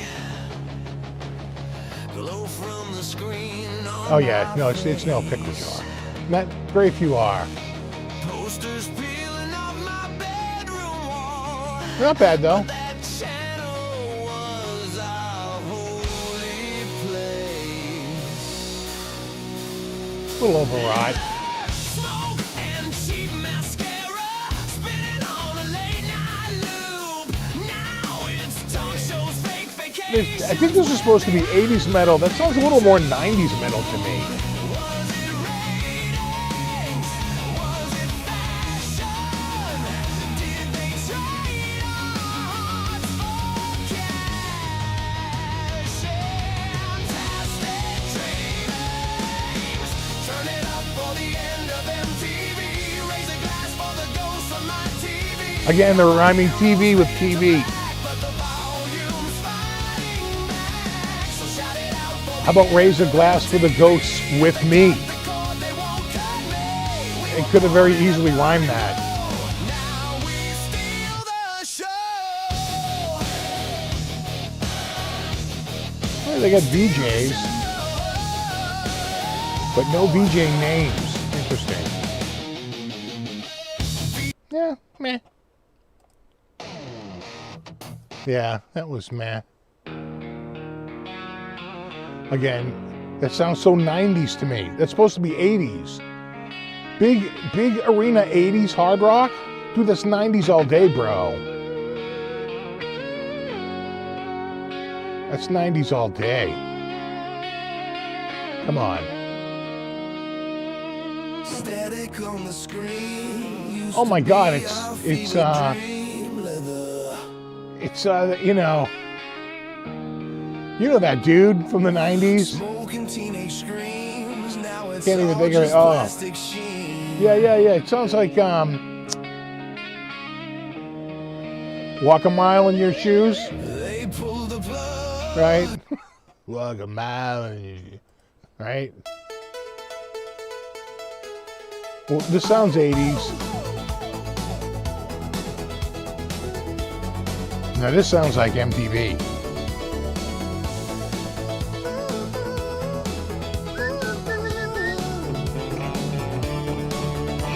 Static on the screen now. Hey,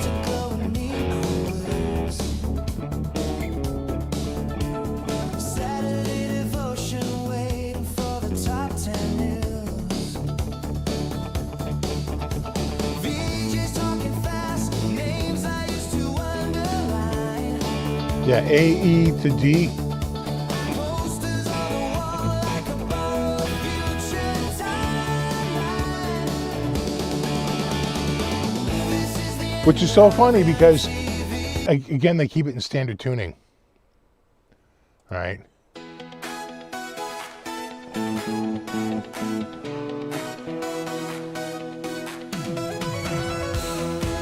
You're a little loud, or I'm a little loud. Do, do, do, do, do. Any of these any good? Oh, Jesus.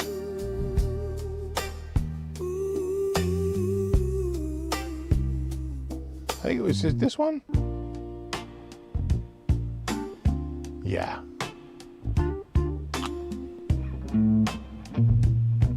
Of course it's in.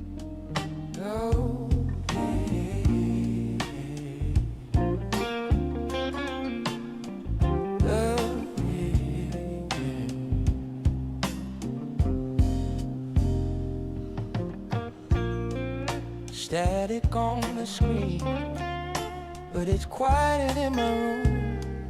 All these posters on my wall look like they're packing up soon. I used to race the clock every Friday after school, just to see who turned my heartbreak into something cool. It's the end of MTV, and it feels like the end of me. All those midnight memories fading out in Laurel.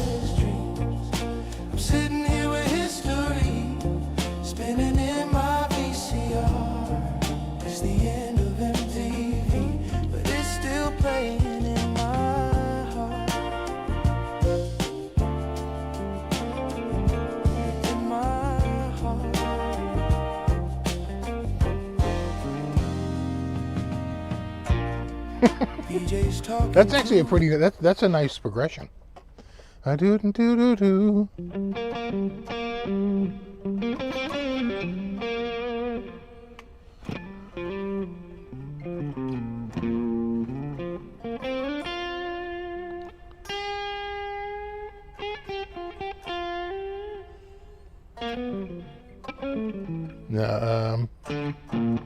Yeah.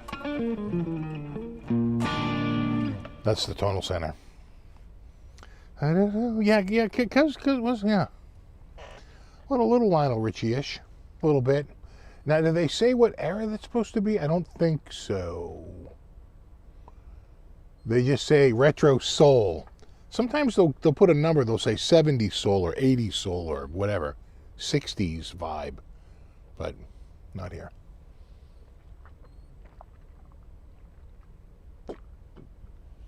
Do do do do.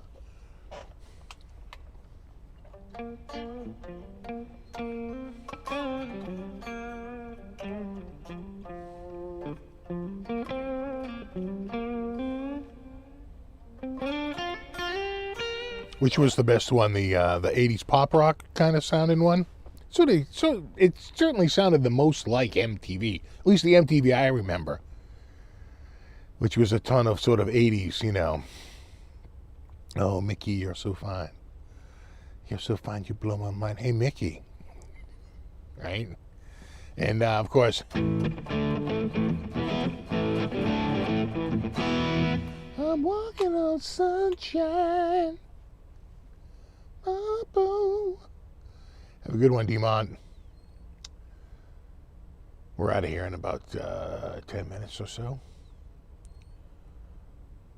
Yeah, the pop of the 80s. Oh, God, I got something on my foot here. It's my cable. Oh, gotta stretch my leg out. Do. The era is timeless. Exactly. Yeah, no, it was a pretty good one. Not bad. Like they knew my little town. I learned how to fall in love from the couples dancing round. First time that I saw myself in a song I didn't write. It was color through the window of a black and white light. It's the end of MTV, and it feels like the end of all those midnight memories, fading out in low restraint. I'm sitting here with history, spinning in my VCR. In my VCR. Oh, that's good. You got to get the VCR in there. Yeah, the 80s pop one absolutely sounded the most 80s. That's what called Video Killed the Video Star Again.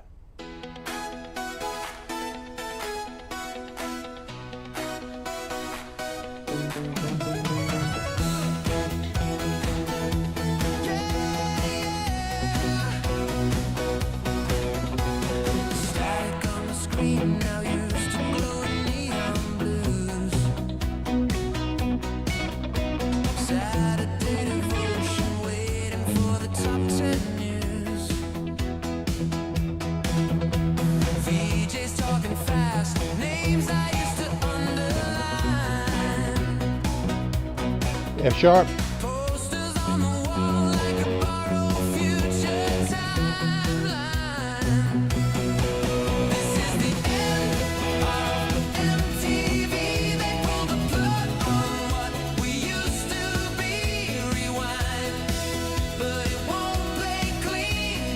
And this was the other one.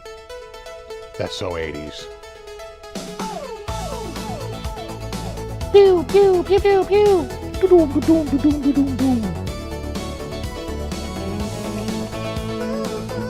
Hey, I'm getting standard tuning.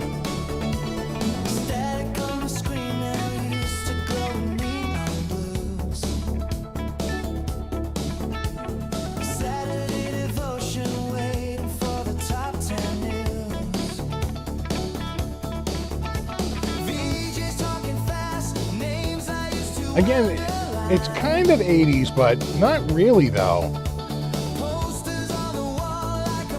That voice sounds a little bit more like 90s or 2000s. A little bit.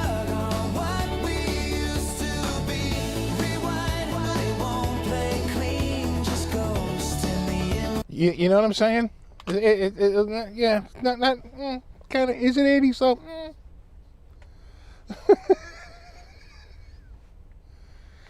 Yeah, the guitar's flat. I think it was tuned to E flat, and I tuned it up to E using the fine tuners.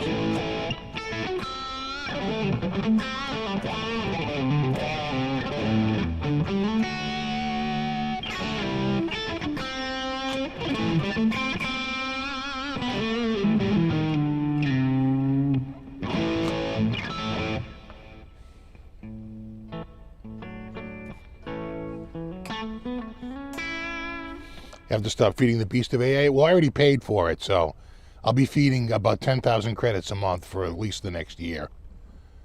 But then after that, we'll see. But if I bought something, damn it, I'm using it. Because I paid for it already for a year.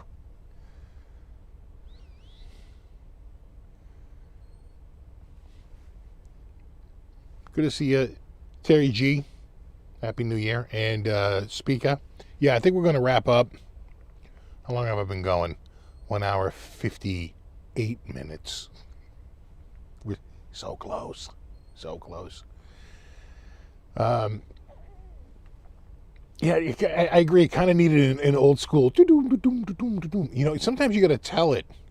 Use electronic drums. Use like Linn drum. Or use an 808 or a... You know what I'm saying? You have to be very specific for the sound that you're looking for. And, you know, see if you can get more accurate results. Again, I'm hoping that within a year, which they've done seemingly pretty rapidly, it'll go from 5 to 5.5 and maybe even 6.0. It just keeps getting better as it, you know, as it gets more complex. So we have Buddy. We do have Buddy Cat. Buddy Cat is right there. They're all freaking out because I'm painting the dining room ceiling. So I had to move the dining room table out of the dining room and out into the living room. And it's got a big wide open carpet. And I could hear them running, the cats running like, oh my God, look at this big wide open space. They're like, pew, and running through. I could hear them galloping up there. Like, listen to these cats. They're loving it. You know. All right, dudes. I am. You guys have a wonderful week. Thanks for everyone for hanging out. Super extra special thanks to anyone who contributed. I always appreciate that. And we will do it all again in a week. Bro fist to my mod squad. And there you go. We will. We'll do it all in a week. And there's really no videos this week. We're in the downtime where I'm not doing really any produced videos. But people don't seem to recognize that when it faces this way, it's a live show, and when it faces the other way, it's a produced video. I do that on purpose, but some were like, I thought this dude was going on vacation. I'm like, I am. I'm just doing live shows, but no produced content. That returns on... When does that return? The 15th. January. It'll be here before you know it. We'll be back in January 15th. It all kicks off. I'm going to reach out to them the week of the 8th to get the shipments, and then we will start the whole weekly guitar thing all over again. All right, you guys have a wonderful week. I'll see you all in a week. No, you rock. Have a great week. I'll see you in a week. And there you go. All right, I'm off. I got to move my thing here because I know it doesn't. They've really screwed up. It's annoying how they've changed the page on this, but I'll get it right now. All right, later.